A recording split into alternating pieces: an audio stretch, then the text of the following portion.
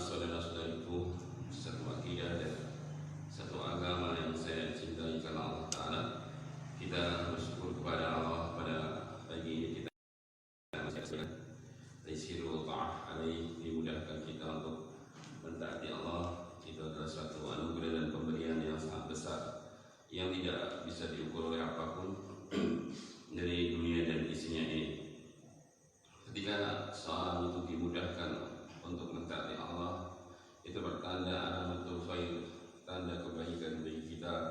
Itu merupakan tanda kasih sayang Allah kepada kita semua. Karena hanya manusia-manusia pilihan saja yang dimudahkan oleh Allah untuk mentaatinya.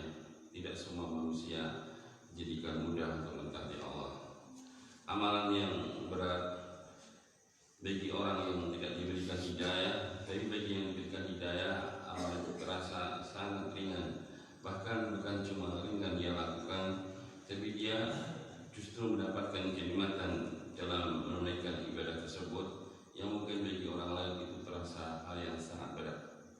Seperti bangun malam atau bangun sholat subuh, ini bagi yang sudah dapat hidayah hal yang sangat mudah.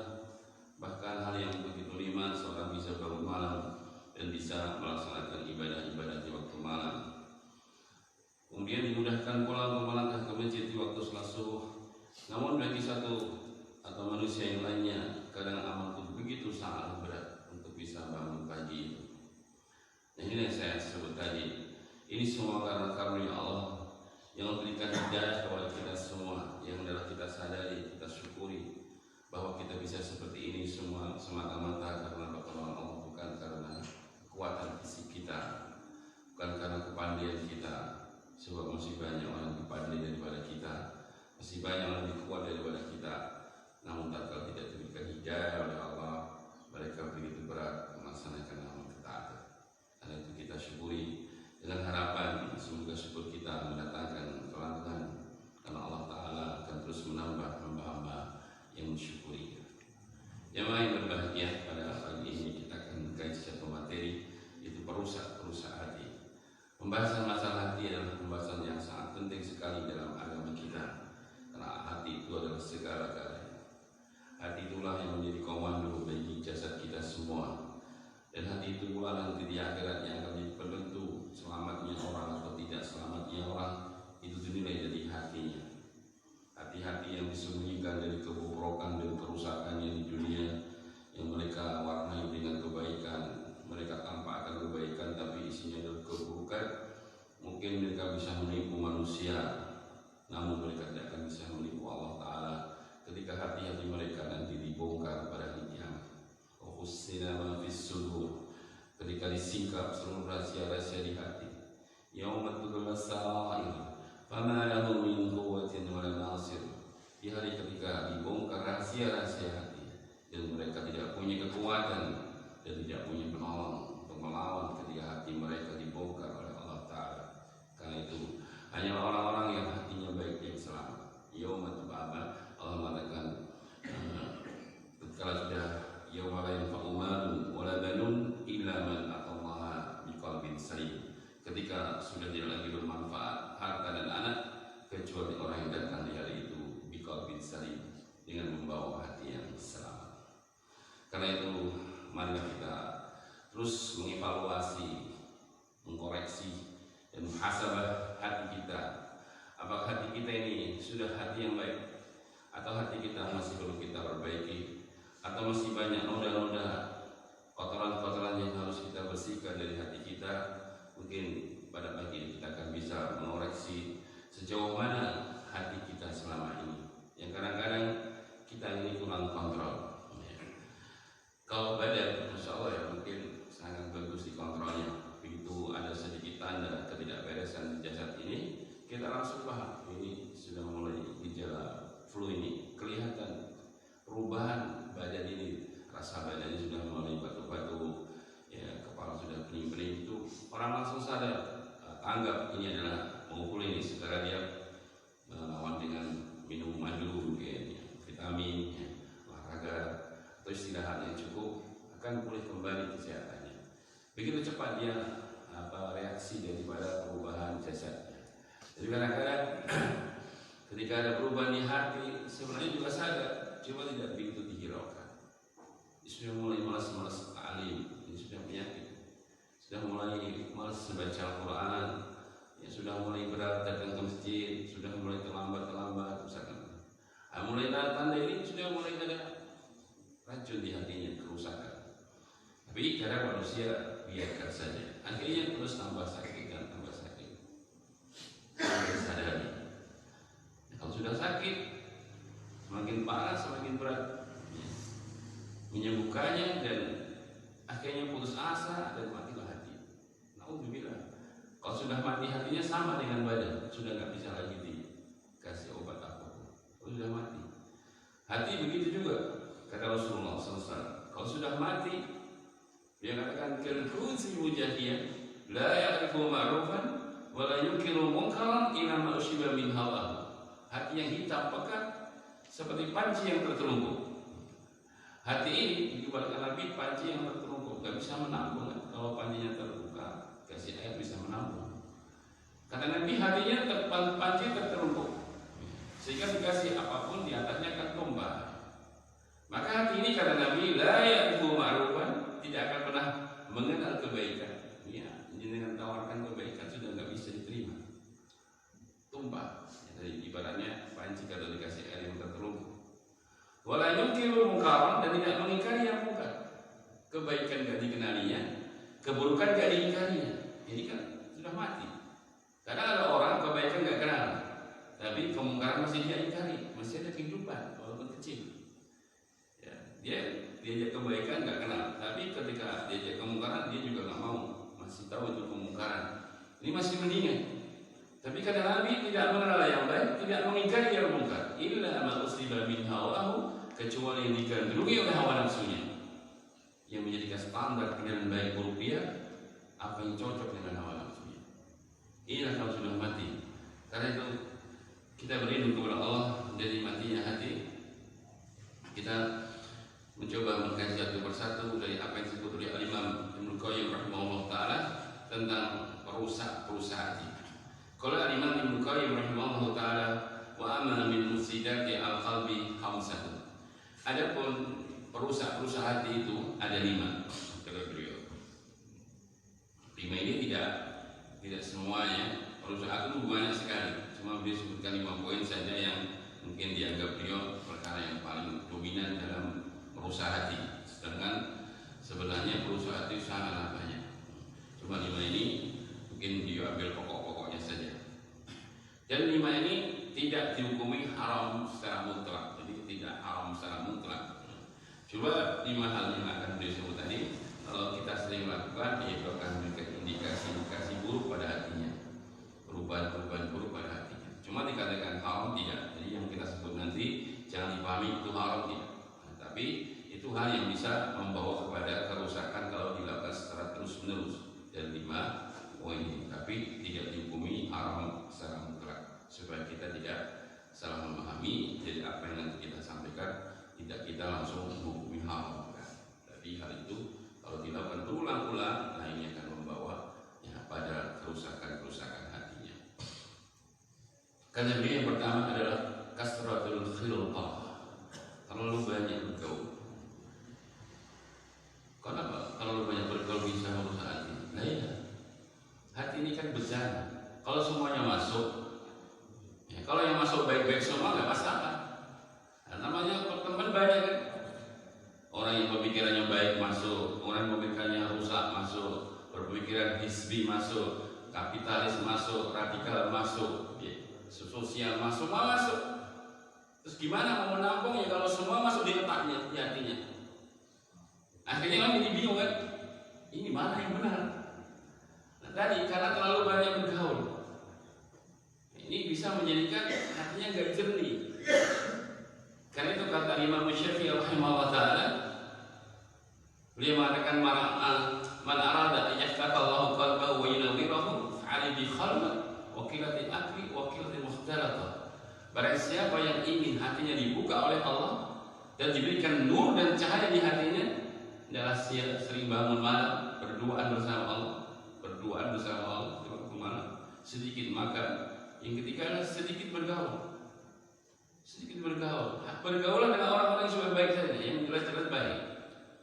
Jangan semua jadikan teman akrab. Ini bergaul ya, bukan muamalah. Bedakan. Kalau muamalah kepada siapapun tidak.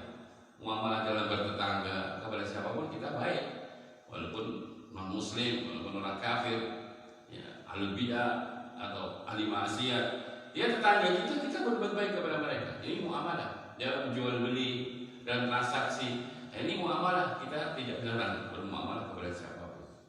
Tapi kalau sudah mengambil teman, ya tidak boleh kita sembarangan. Karena teman itu dalam agama hanya diperintahkan untuk mengambil hanya golongan orang-orang yang baik saja. Kenapa diperintahkan demikian? Karena membahayakan dalam agama seseorang kalau ia salah mengambil teman.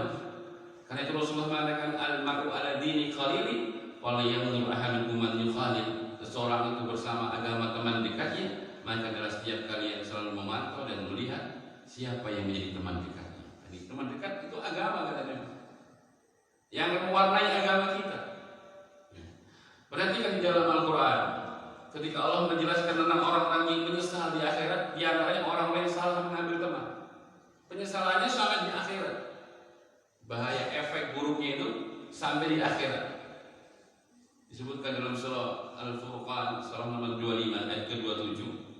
Allah mengatakan wa yawma ya'addu adh-dhalimu ala yadihi yaqulu ya laitani ittakhadtu ma'a rasuli sabila ya waylata laitani lam attakhidh fulanan khalila laqad adallani 'ani dzikri ba'da idh ja'ani wa kana syaitanu lil insani khadula. Di hari ketika orang-orang yang zalim menggigit kedua tangan mereka, yang digigit sudah bukan jari lagi tapi kedua tangan, ini menunjukkan penyesalan terlalu berat.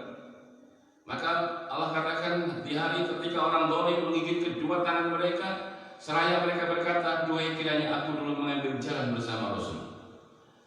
Kecelakaan besar bagi diriku kiranya dulu aku tidak menjadikan fulan sebagai teman dekatku, yang gara-gara dia telah menjauhkan aku dari Al-Quran setelah Al-Quran datang kepada aku, dan sungguh syaitan juga pernah menolong kepada manusia. Lihat bagaimana penyesalannya, kiranya dulu aku tidak menjadikan fulan sebagai teman akrabku. Salah mengambil teman, salah mengambil lingkungan, komunitas yang tidak baik, yang terjerembab dalam komunitas yang tidak baik, teman-teman tidak baik, mengantarkan ke neraka, mengantarkan kepada penyesalan. Karena itu, di antara perusahaan yang pertama adalah kasratul khilqah, terlalu banyak bergaul. Contoh yang kedua, kisahnya Abu Thalib. Bagaimana Rasulullah sangat ingin paman beliau itu mati dalam keadaan bertauhid. Dia datangi di rumahnya, disakit menjelang kematiannya.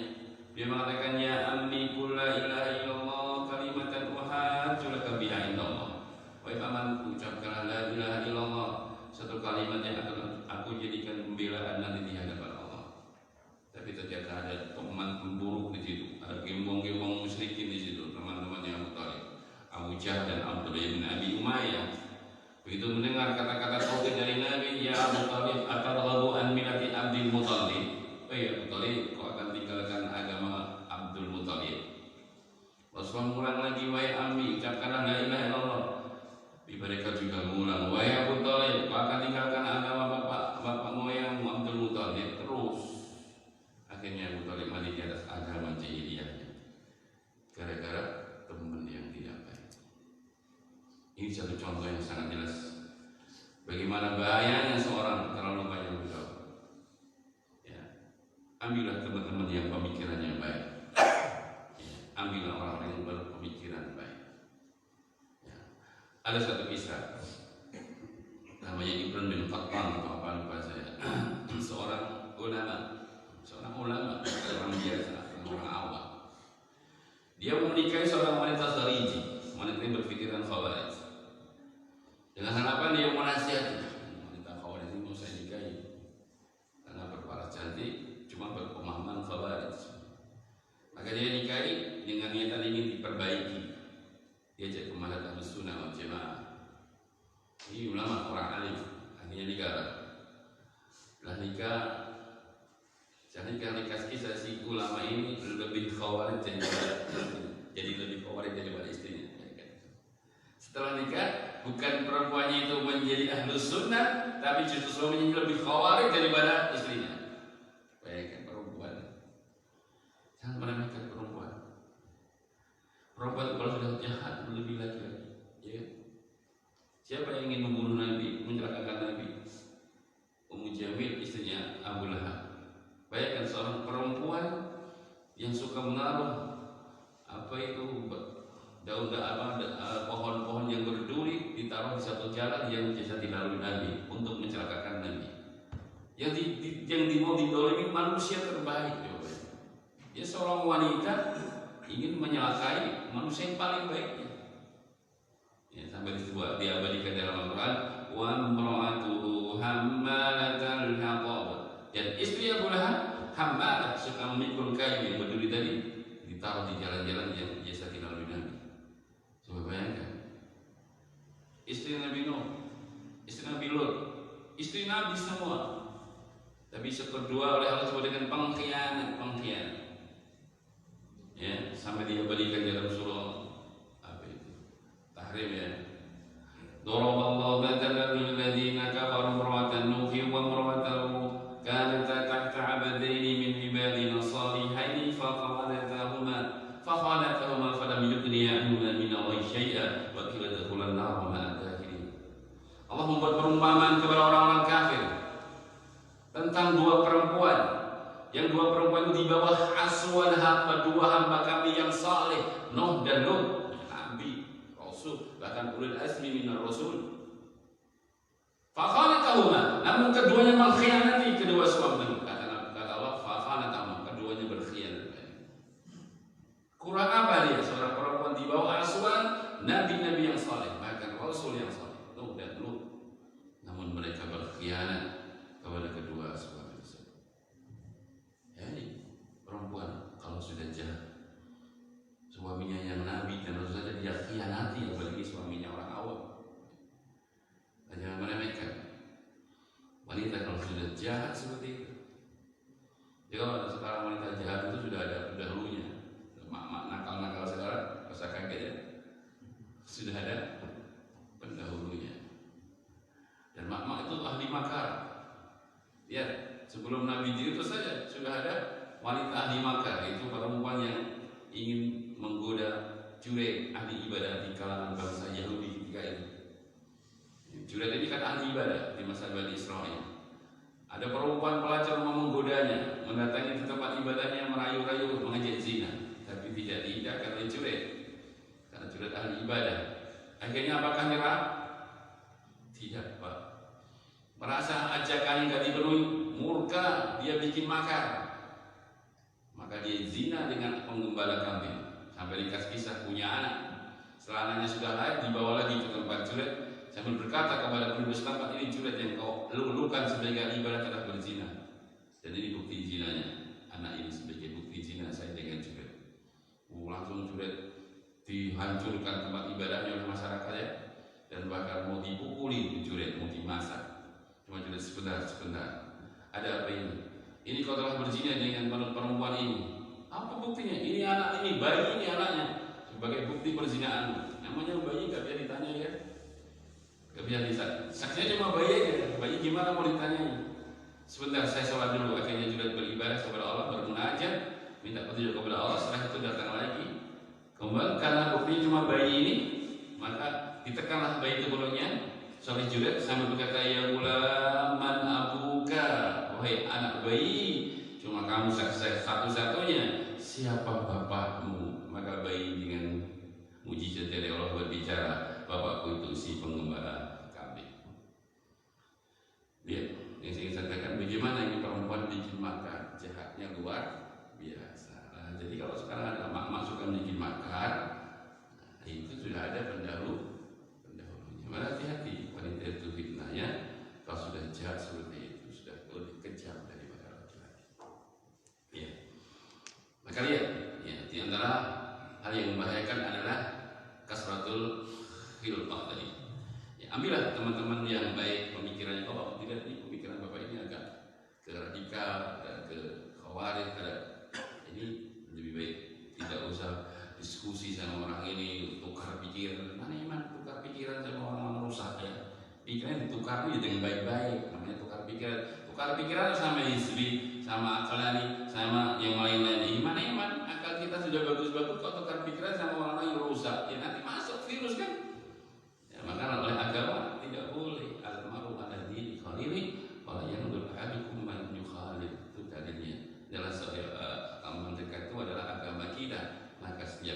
kalian, kata Nabi, adalah selalu memantau yang melihat siapa yang menjadi teman dekatnya supaya selamat agama kita, Pak. Sebab nanti di akhirat dia nggak bisa tolong. Ketika dia sudah menyesal salah teman tadi, apakah teman-temannya menolong? Tidak. Maka mereka sama-sama masuk neraka dan tidak bisa menolong.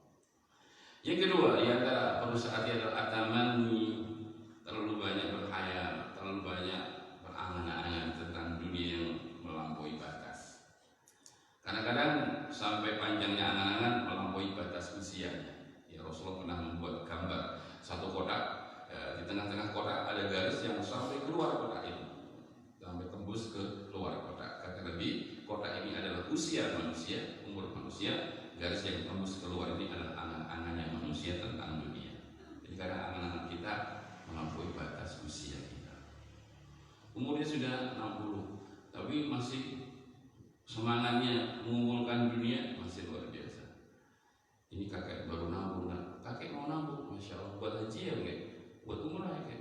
Enggak. Loh, buat apa? Oh, buat bikin masjid? Enggak. Loh, buat apa, kakek? Saya mau beli motor yang gede dulu, beli Davidson dulu, Wah, subhanallah, sudah 60 tahun mau kumpul kawan, mau beli motor Harley Davidson yang gede itu. Saya nggak katakan dosa, enggak. Cuma seperti itulah orang yang panjang angannya. Sudah 60 tahun, itu sudah masuk babak bonus ya. Akmal ummati baina sitin wa sab'in wa aqluman yajudulan, kata Nabi, umur umatku berkitar 60 sampai 70, ada yang lebih cuma dikit. Nah, 60 tahun dah masuk. Ya, masuk lingkaran kematian ya. Tapi masih saja kumpul-kumpul duit, buka tuh haji umroh dan lainnya untuk beli motor gede katanya. Saya nggak katakan dosa itu hal yang mubah. Cuma kenapa orang tua masih punya pikiran seperti itu? Umur dia berapa? Ini namanya tulul amal, panjang angan-angan. Karena itu kata Imam Ibnu Qayyim rahimahullah taala dalam kitab Al-Fawaid, min alamati sa'adah wal falah anal adada kullama zida fi umurihi naqasa fi hirsihi. Di antara tanda kebahagiaan hamba dan keberuntungan hamba ketika hamba itu bertambah usianya, dia naqasa fi hirsihi, semakin lemahlah cintanya dengan dunia. Sudah mulai hal-hal yang kurang bermanfaat sudah mulai ditinggal. Dia akan lebih fokus kepada akhiratnya. Dia akan lebih fokus memperhatikan taklimnya, bangun malamnya, baca Al-Qur'annya, zikirnya, sedekahnya. Dia akan mulai banyak pikir ke arah-arah itu. Dunia yang sekiranya sudah tidak bermanfaat lagi, dia mulai tinggal.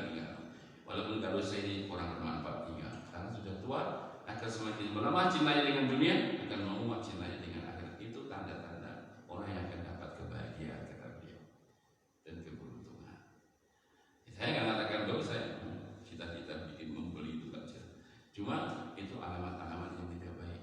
Kata langsung lain, taman itu amal, panjang amal. Ya, orang seperti ini senangnya berangan-angan. Kalau dia masih berupaya, masih lumayan. Yang lebih parah, kalau dia cuma berangan-angan nggak mau beramal. Ini kebanyakannya seperti ini. Ya. Sebagaimana apa? Orang-orang Nasor, mereka juga berangan-angan bahwa yang masuk surga itu hanyalah kami, tidaklah masuk surga kecuali Yahudi dan Nasrani. Kata Allah apa? Tilka amaniyuhum, itu angan-angan kosong mereka. Itu cuma angan-angan saja.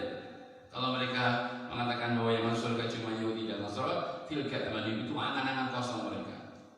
Kul tubuhanakum in kuntum shadiqin. Katakanlah Muhammad, datangkan dalil, datangkan bukti dan burhan kalau kau orang-orang yang benar. Kalau yang masuk surga cuma kalian saja. Mana dalilnya? Datangkan bukti. Jangan angan-angan saja. Seolah begitu. Dan mereka nggak bisa mendatangkan dia. Kalau hanya angan-angan saja, tanpa ada pembuktian dan amaliyah, nggak akan sampai. Oh, saya ingin masuk surga, bagus. Tapi jalan ke surga nggak dia tempuh. Oh, saya ingin selamat dari neraka, bagus. Tapi jalan ke neraka justru dia tempuh. Nggak akan sampai. Kalau hanya angan-angan saja tanpa pembuktian. Sehingga kata seorang imam ahli syair mengatakan, kalau junajata walam tasruk masalikaha inas safinata la tajri al yabasi. Kau mengharapkan keberuntungan dan keselamatan, namun jalan-jalannya nggak bakal. Ingat, perahu itu tidak akan pernah berjalan di daratan. Kalau di dalam di daratan nggak akan pernah berjalan di perahu itu. Kalau hanya angan-angan kau ingin keberuntungan dan keselamatan, namun jalannya nggak kau tempuh, nggak akan sampai. Kau masuk surga jadi Yahudi, nggak sampai. Kau masuk ke jadi Nasr, gak akan sampai. Kedua itu masuk neraka semuanya. Innal ladzina kafaru min ahli kitab wal musyrikina fi nari jahannam khalidina fiha. Semuanya orang-orang kafir di kalangan ahli kitab, al-Yahud wal Nasara, orang-orang musyrik fi nari jahannam. Itu kata Allah.